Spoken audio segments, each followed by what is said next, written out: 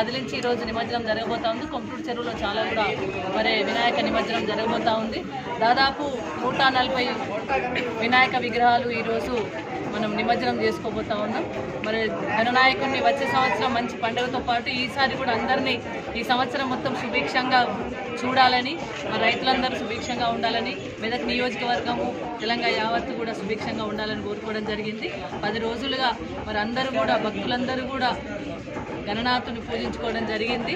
మరి చాలా ఘనంగా గొప్పగా ఎవరి స్తోమతకు తగ్గట్టుగా విగ్రహాలను నిలుపుకొని ఎవరి స్తోమతకు తగ్గట్టుగా వాళ్ళు పూజలను అందించడం జరిగింది. కోలాటాలతో, దప్పు సప్పులతో, అదేవిధంగా మరి డీజే సౌండ్లతో మా యువత కూడా మరి పాల్గొనడం జరిగింది. మరి ఇక్కడ పూరు గణేష ఉత్సవ సమితి వాళ్ళైతే కుంకుమ పూజలు కూడా నిర్వహించడం జరిగింది. మా అక్క చెల్లెలు కూడా చాలా మంది దీంట్లో పాల్గొనడం జరిగింది.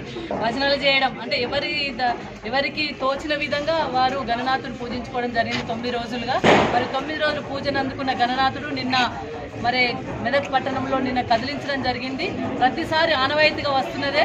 మరి ఒక రోజు కదిలించి తెల్లవారి గణనాథులు నిమజ్జనం చేస్తారు. ఈసారి కూడా గణనాథుల నిమజ్జనం జరుగుతూ ఉంది. నేను అందరినీ రిక్వెస్ట్ చేసేది ఏంటంటే చెరువు దగ్గరకు వెళ్ళేటప్పుడు వచ్చేటప్పుడు దారిలో అందరూ జాగ్రత్తగా ఉండాలి.